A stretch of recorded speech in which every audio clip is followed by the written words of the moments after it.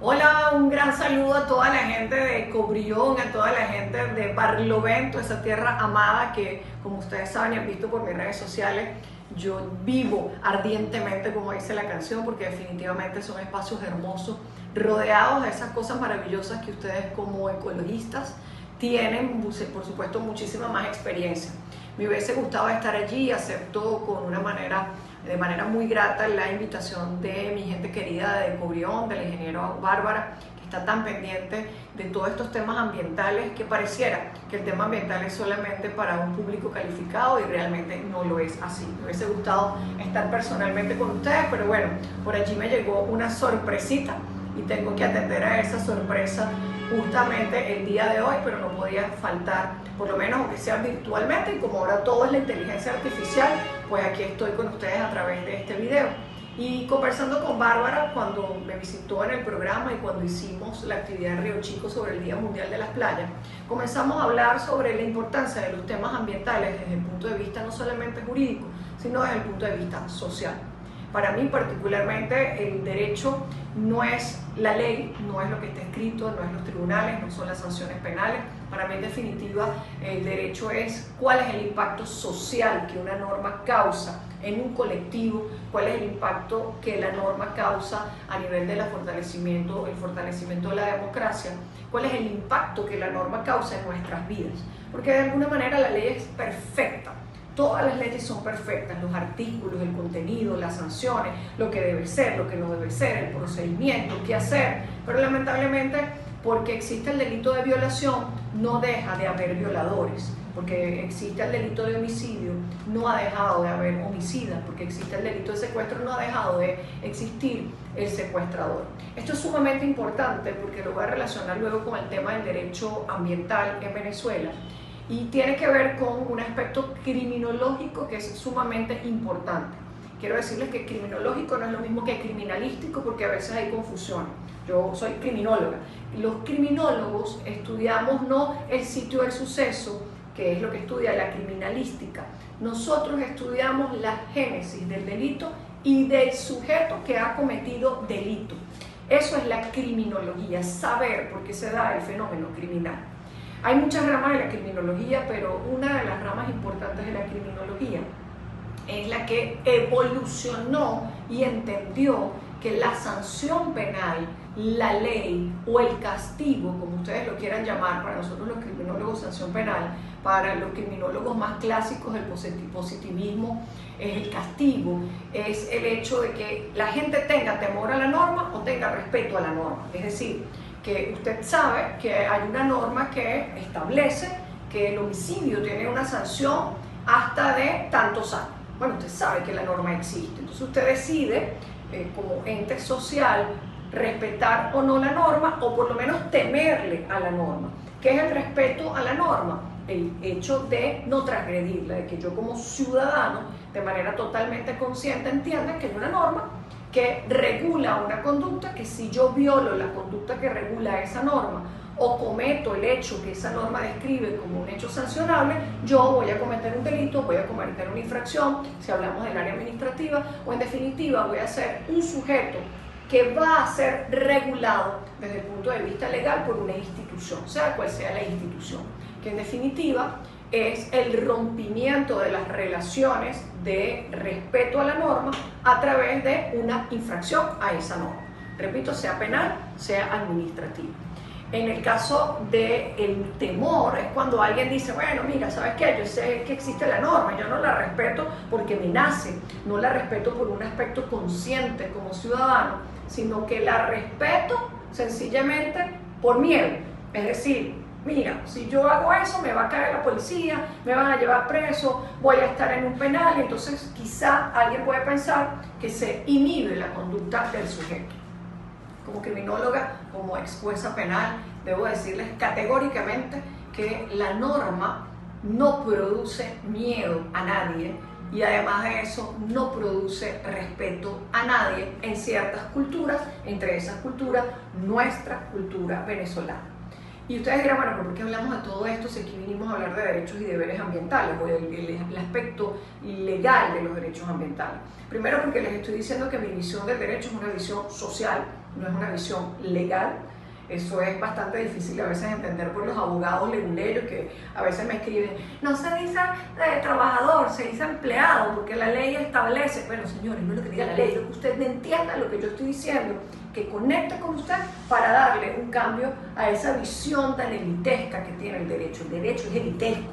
El derecho lo aplican los ricos contra los pobres, el derecho lo aplican los poderosos contra los débiles. ¿Qué manera logramos de hacer cercano el derecho? La integralización de las normas desde el punto de vista consciente, y eso es lo que lamentablemente nosotros no hacemos. ¿Y por qué hablamos de esto? Porque les decía que en Venezuela no hay temor a la norma, y en Venezuela tampoco hay respeto a la norma por un tema cultural que está sustentado en dos aspectos fundamentales. Uno de ellos, la impunidad. Punto número 2, la corrupción. Mientras que existe impunidad y existe corrupción, todo lo que digan estas leyes no tiene absolutamente ninguna vigencia. El librito es muy bonito, usted lo va a comprar, se lo van a repetir, vamos a aumentar las penas, vamos a sacar nuevas leyes, pero con eso no logramos absolutamente nada, porque la impunidad, que es la no aplicación oportuna de la sanción establecida en la norma, o la corrupción, que alguien reciba dinero por no aplicar la norma al transgresor, se tragan la norma y la hacen prácticamente inexistente. Eso pasa mucho con el sistema penal venezolano.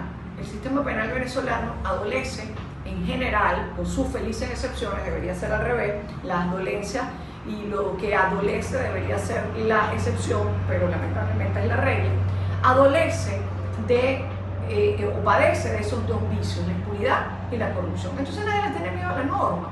Es decir, el ladrón dice, bueno, yo sé que está la norma, pero yo no la respeto porque no me nace respetarla, porque socialmente no me formaron para respetarla, pero además de eso sé que yo le pago al policía, o le pago a un juez corrupto o un fiscal corrupto, y yo salgo del problema porque ahí está el caldo de cultivo de la no aplicación de la norma. Eso significa que nosotros podemos tener 200.000 providencias administrativas del ente regulador del tema ambiental, como lo puede ser el Ministerio del Poder Popular del Ambiente, como lo puede ser INPARQUE, como lo puede ser cualquier dependencia de las alcaldías, la Dirección de Protección y Ambiente. Es decir, cualquier ente administrativo regulador puede sacar normas, providencias, ordenanzas, leyes nacionales, resoluciones, reglamentos. Y si seguimos con la falta de conciencia social sobre la importancia del derecho, la impunidad y la corrupción, la ley definitivamente es letra muerta. Y si por otro lado no hacemos un sistema penal fuerte, un sistema penal de conciencia, no castigador por ser la pena retributiva, lamentablemente podemos seguir hablando acá de muchas reformas que no van a tener ningún sentido. La ley penal del ambiente fue una novedad siempre. No existía una ley penal del ambiente en Venezuela, sino que se llevaba de alguna manera por todas las decisiones desde el punto de vista administrativo. Cuando nace la ley penal del ambiente, fíjense que ya además nace en los 90, es decir, en ese momento ya el mundo entero tenía delitos ambientales. ¿Por qué? Porque los delitos ambientales son derechos humanos, o los derechos ambientales son derechos humanos. Cuando esto se convierte en lo que se llama ahora los derechos humanos de tercera y cuarta generación, ¿por qué? Porque la vida y la propiedad y la libertad son derechos humanos de primera generación, y luego van apareciendo otros derechos humanos. Esos otros derechos humanos los llamamos de tercera o de cuarta generación, donde están precisamente los derechos ambientales. Todo un revuelo mundial donde se establece a través de las Naciones Unidas, tenemos derecho a un ambiente sano, tenemos derecho a normas que protejan el ambiente sano, y por lo tanto las Naciones Unidas hacen un mandato a cada uno de los Estados miembros: usted tiene que desarrollar un sistema normativo, legal, sancionador, que permita el respeto de ese derecho al ambiente que tenemos todos. Y efectivamente Venezuela entra un poquito tarde en el sistema, pero entra en un momento donde efectivamente está en boga, es el boom del ambientalismo. Porque pasa con todo, con el derecho a las mujeres, con el derecho a los niños, con el derecho a los ancianos. Hay una época en la cual consideramos que ese aspecto social está totalmente irrespetado o vulnerado, y generamos un grupo de derechos, o hacemos convenciones de las Naciones Unidas, o hacemos exhortos a los países, o los mismos países, cuando ven que un fenómeno se repite, comenzamos a legislar para sentir paz social, para sentir que estoy haciendo lo que tengo que hacer. Más letra muerta si yo no trabajo el otro aspecto, que es el aspecto de conciencia social. Esa ley penal del ambiente efectivamente fue una novedad en Venezuela, por algo que probablemente para ustedes no sea trascendente, pero para los penalistas es absolutamente trascendente. Y es que es la primera norma objetiva penal desde el punto de vista subjetivo, del derecho sustantivo, que establece la sanción penal para la persona jurídica. Nunca en Venezuela se habló de sanciones penales para la persona jurídica. Y en este momento, la Ley Penal del Ambiente es la única que establece sanciones penales para las personas jurídicas. Es decir, que un transgresor de la norma efectivamente puede ser una empresa. Para los penalistas eso fue toda una novedad. Yo escribí sobre la responsabilidad penal de las personas jurídicas y en la reforma del Código Penal, tomando en cuenta lo que disponía la Ley Penal del Ambiente, pudimos desarrollar más responsabilidades penales para las personas jurídicas. Pero a nivel de novedad en Venezuela, un colapso inclusive, porque se decía, bueno, ¿y cómo metes presa a la persona jurídica? ¿Por qué? Porque tenemos en el imaginario que la única forma de sanción es la privación de libertad. Y lógicamente tú no vas a llevarte a la persona jurídica presa, pero hay una sanción penal determinada por multa, por cierre, por una responsabilidad inclusive penal personal del directivo de la empresa que pueda infringir la norma penal del ambiente. Y en segundo lugar fue un impacto porque efectivamente es la primera vez que nosotros comenzamos a entender en blanco y negro que ese derecho humano que proviene de los derechos humanos de tercera generación se convierte en una norma y esa norma es de aplicabilidad colectiva y de alguna manera queda para un público entendido, y esto lo digo con muchísima responsabilidad. Cuando usted ve que los artistas publican las guacamayas, cuando usted ve que la gente es feliz con su monito guindado aquí, porque lo compró en la autopista, cuando la gente exhibe en las redes sociales el periquito y el canario que compró por ahí por la vía para Barlovento, que ahorita pasa menos, usted se da cuenta que ni respeto ni temor a nada.